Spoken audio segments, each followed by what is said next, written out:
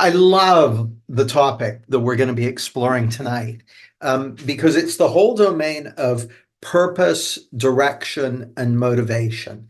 And the thing that occurs to me is that the domain of purpose, direction, and motivation isn't just one of those things that uh, often comes up as a coaching topic. Like it's one of the things that lots of people want coaching on for one reason or another. I want to be more motivated to do my job, or what I want to find my direction in life or my calling, or I'm procrastinating. I want to get on with stuff. So it's not only one of the things that people often want coaching on, but it's also fundamental to how we spend our time in life, like what we attend to in life. There's a quote that I often repeat of Gandhi's. Good evening, by the way. I've started babbling and I haven't even said hello, but hello. It's nice to see you guys. And it's so interesting. Well, it's so interesting to me. It may be irrelevant to you, but over the years, like I've been coaching and teaching for 25 years now, 26 years, in fact, coming up to 26. And part of the process, like I knew, if you were to ask me what first sparked your interest in coaching and teaching and all this sort of stuff and making a difference to people, I was working as a IT project manager back in the late 90s. And at the time, I had buddies who were going off and they were starting their own business and they're contracting and doing that sort of thing.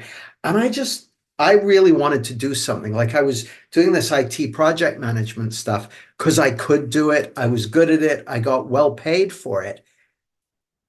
But I didn't feel inspired by it. I had this sense that there was something that I was here to do.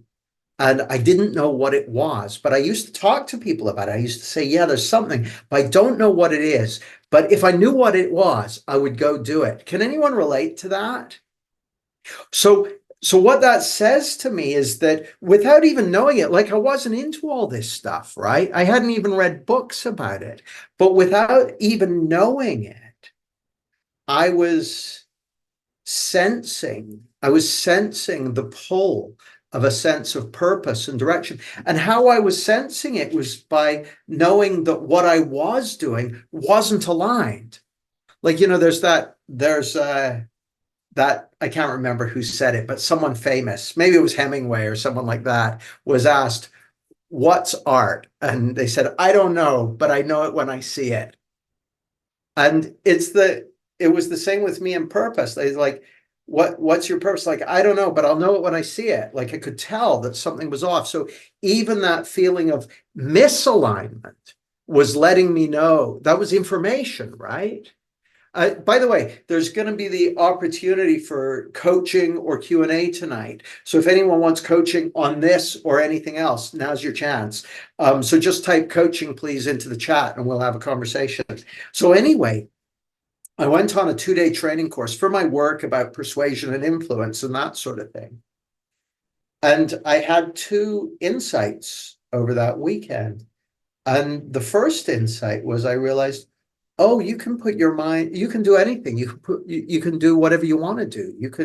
Because what I saw was like I'd always kind of felt, not having even thought about it, but I had the sense that I was kind of on tracks, if you like the life I was living was kind of the one I'd fallen into, and I was going along and I was making the best of it, that sort of thing. But it wasn't like I'd chosen it. I'd kind of fallen into it, and I was okay. I'm here, so I'll do this. Sort of like if you if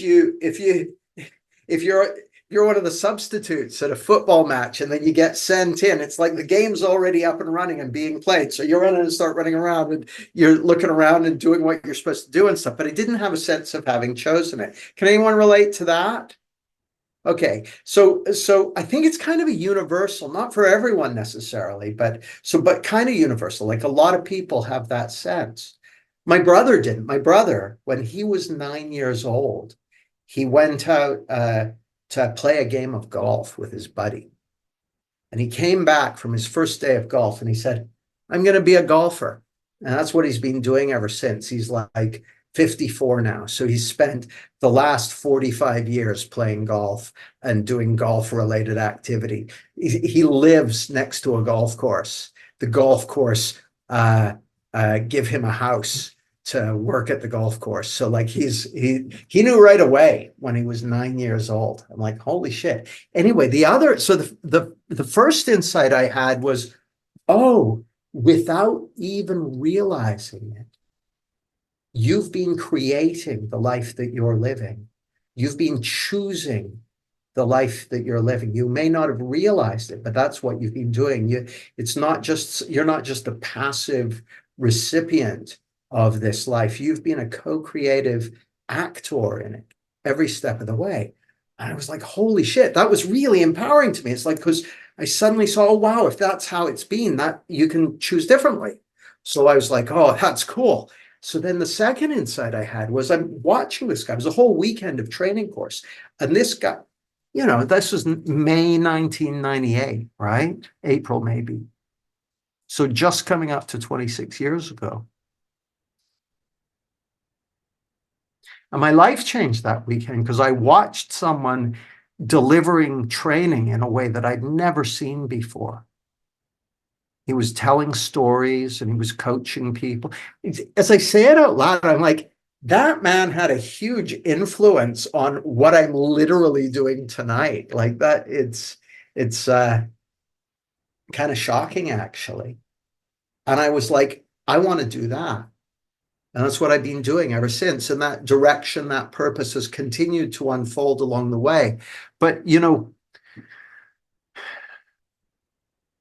when I used to go into companies and they would ask, how do you motivate people? I'd say, oh, it's a simple two-step process.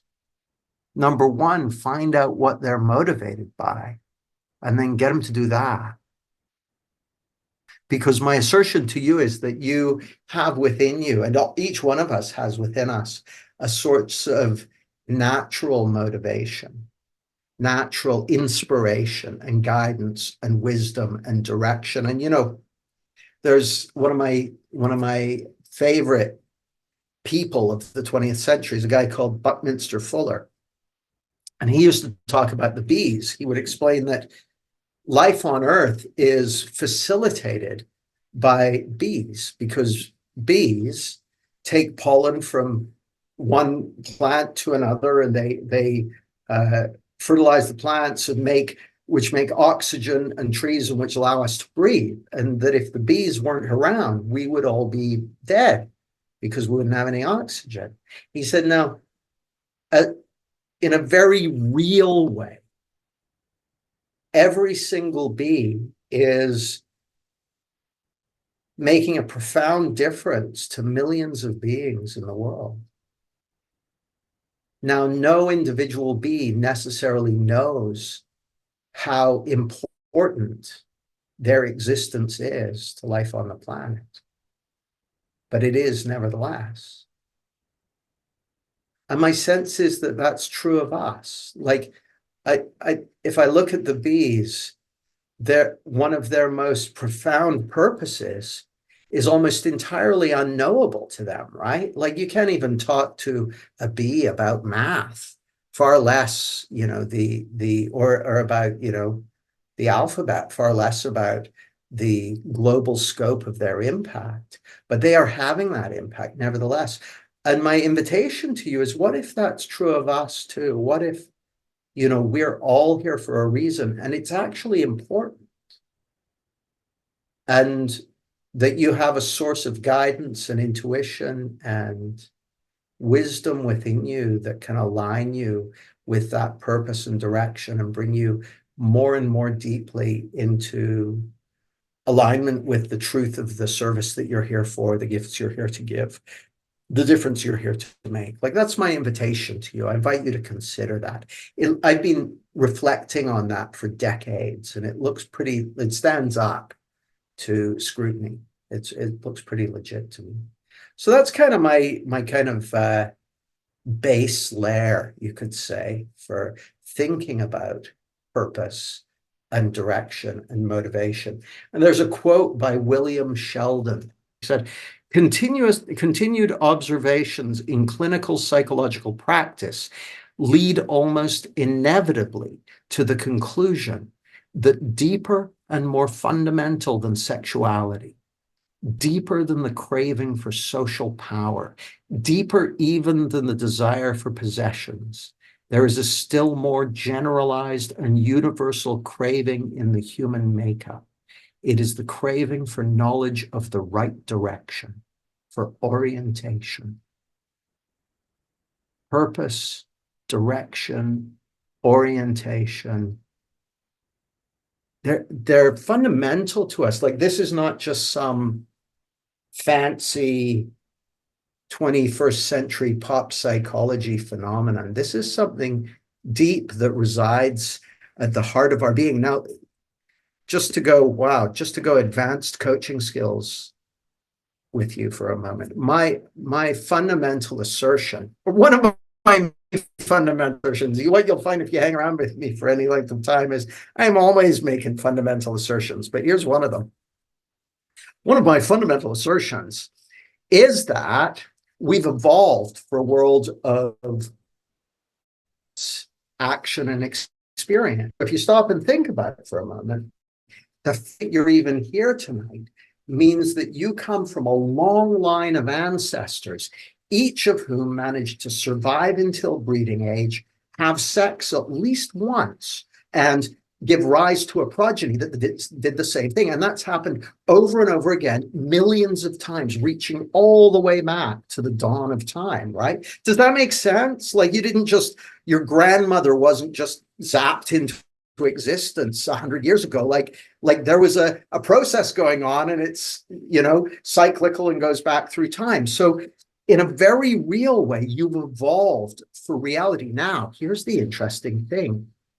The word purpose and language at all is only about 100,000 years old, right? But your neurophysiology is millions of years old. It's been evolving for millions and millions and millions of years.